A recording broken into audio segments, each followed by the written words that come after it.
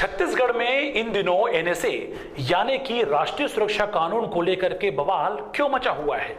क्यों राजनीतिक पार्टियां एक दूसरे पर आरोप प्रत्यारोप कर रही हैं? क्यों एनएसए को लेकर के भारतीय जनता पार्टी ने आरोप लगाया है कि अब हमें आपातकाल की याद आ रही है और ये कांग्रेस की संस्कृति है?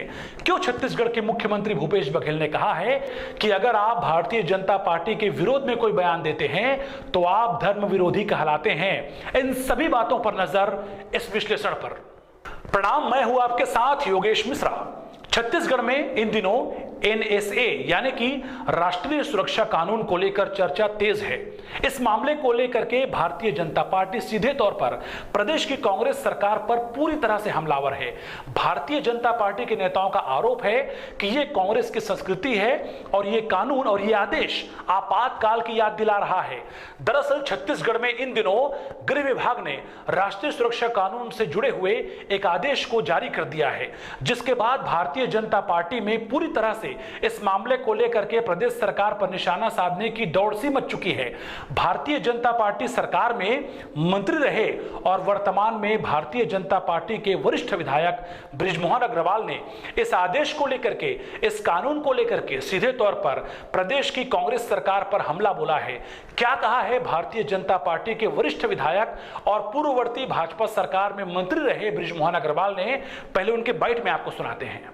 छत्तीसगढ़ की सरकार अब छत्तीसगढ़ में इमरजेंसी लगाने की तैयारी कर रही है। 3 जनवरी 2022 को एक छत्तीसगढ़ राजपत्र में असाधारण अधिसूचना जारी की गई है, जिसमें छत्तीसगढ़ के सभी 33 जिलों में कलेक्टरों को इस बात का अधिकार दिया जा रहा है कि वो किसी भी व्यक्ति के खिलाफ राष्ट्रीय सुरक्षा अधिनियम के तहत कार्रवाई कर सकते हैं। मुझे लगता है कि मुख्यमंत्री जी अब डर गए हैं, घबरा गए हैं, वो तानाशाही पर उतर आए हैं और इसलिए राष्ट्रीय सुरक्षा अधिनियम के तहत कार्रवाई करने का अधिकार बिना किसी कारण बताए और जिस प्रकार की उसमें उद्घोषणा की गई है वो भी आश्चर्यजनक है कि इसका निर्णय कौन करेगा जो अशांति पैदा करने की कोशिश कर रहा है।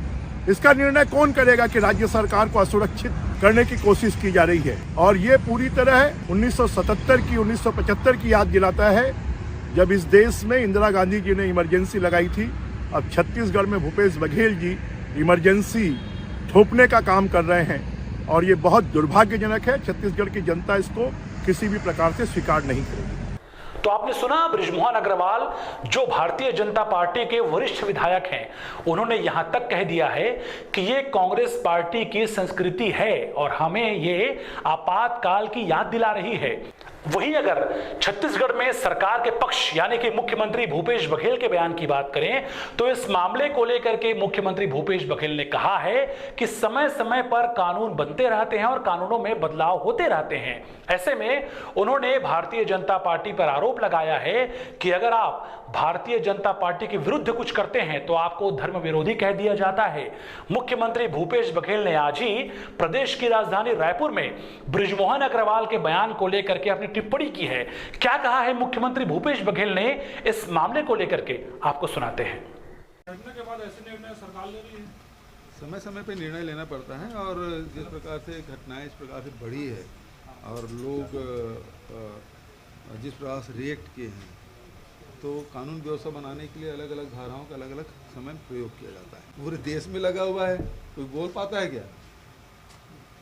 यहाँ तो ये है कि भाजपा के खिलाफ बोलो तो धर्मद्रोही हो जाते हैं, दिल्ली सरकार के खिलाफ बोलो तो राष्ट्रद्रोही हो जाते हैं। वहाँ बना हुआ है। बृजमोहन जी को तो यहाँ बोलने का मौका मिलता है, बचत जगह तो किसी को बोलने का मौका मिलता है क्या? बोले कि तुरंत उस इंटेलिजेंस से पहुँच जाती है। आपको बता दें, दरअसल छत्तीसगढ़ के नारायणपुर में जिस तरह से हिंसा की खबर सामने आई थी, उसके बाद छत्तीसगढ़ में गृह विभाग को प्रदेश के सभी जिलों से साजिश की जानकारी मिली। इसे रोकने के लिए अब छत्तीसगढ़ में सांप्रदायिकता फैलाने वालों पर राष्ट्रीय सुरक्षा कानून यानी कि रासुका के तहत कार्रवाई की जाएगी। इसके लिए राज्य सरकार की ओर से जिलों के कलेक्टर को बकायदा आदेश भी जारी कर दिया गया है। इसमें पुलिस को कभी भी गिरफ्तारी का अधिकार होगा, साथ ही पकड़े गए आरोपी को 1 साल तक हिरासत में रखा जा सकेगा और जमानत भी बहुत मुश्किल से होगी।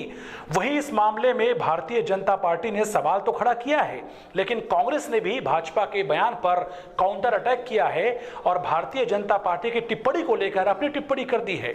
आपको बता दें, छत्तीसगढ़ के नारायणपुर में हुई घटना के बाद छत्तीसगढ़ राज्य में गृह विभाग ने सख्त आदेश जारी किया है।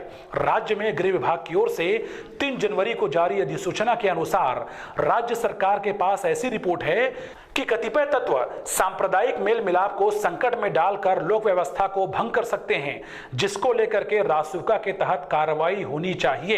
इस आदेश के मुताबिक अगर राज्य सरकार को ऐसा लगे कि कोई व्यक्ति कानून व्यवस्था को सुचारू रूप से चलाने में बाधा खड़ी कर सकता है तो वह उसे गिरफ्तार करने का आदेश दे सकती है। साथ ही अगर उसे लगे कि कोई व्यक्ति आवश्यक सेवा की आपूर्ति में बाधा उत्पन्न कर रहा है तो वो उसे गिरफ्तार करवा सकती है। जमाखोरों की गिरफ्तारी की जा सकेगी।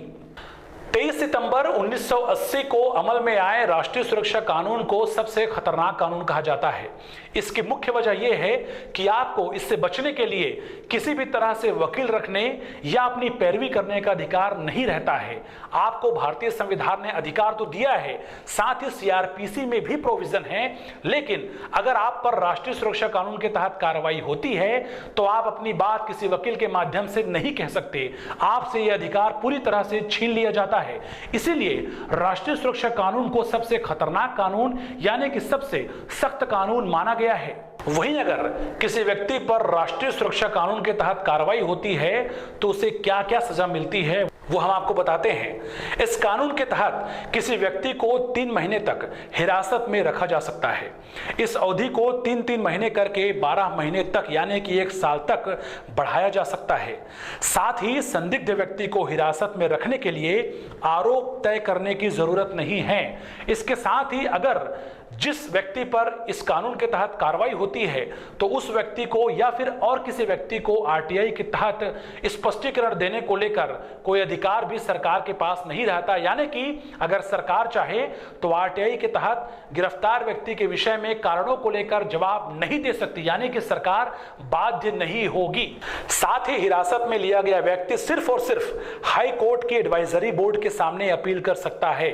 ऐसे में जिस तरह से छत्तीसगढ़ में 2023 के आखिर में विधानसभा के चुनाव होने वाले हैं, उससे ठीक पहले जो आदेश जारी किया गया है उसको लेकर के लगातार राजनीतिक संग्राम छत्तीसगढ़ में देखा जा रहा है। किस तरह से आने वाले दिनों में इस कानून को लेकर के बयानबाजी तेज होती है, किस तरह से इस मामले को लेकर के पॉलिटिक्स गर्म होती है, इन सारे विषयों को लेकर हमारी नजर रहेगी। वैसे इस कानून को लेकर के जिस तरह से गृह विभाग ने जो आदेश जारी किया है उसके बाद से पूरे प्रदेश में फिलहाल बवाल मचा हुआ है। देखना यह होगा कि रासुका के तहत कार्रवाई किस तरह से होती है और इन कार्रवाई को लेकर के विपक्ष किस तरह से सरकार पर हमलावर होता है। इसके साथ ही राज्य के जुड़े कई ऐसे मुद्दों पर हम लगातार आपके सामने वीडियो प्रस्तुत करते रहेंगे। अगर आपके मन में कोई सुझाव है या अगर आप अपनी कोई बात कहना चाहते हैं, कोई विषय पर वीडियो बनवाना चाह रहे हो तो नीचे कमेंट्स बॉक्स में जाकर के अपनी बात जरूर साझा करें। इस वीडियो को लाइक करें। अगर अच्छी लगी हो यह वीडियो तो अपने दोस्तों को, अपने परिचितों को साझा करें और हमारा प्रोत्साहन करते रहें। हमारे चैनल को सब्सक्राइब करें। धन्यवाद। जय हिंद, जय भारत, जय छत्तीसगढ़।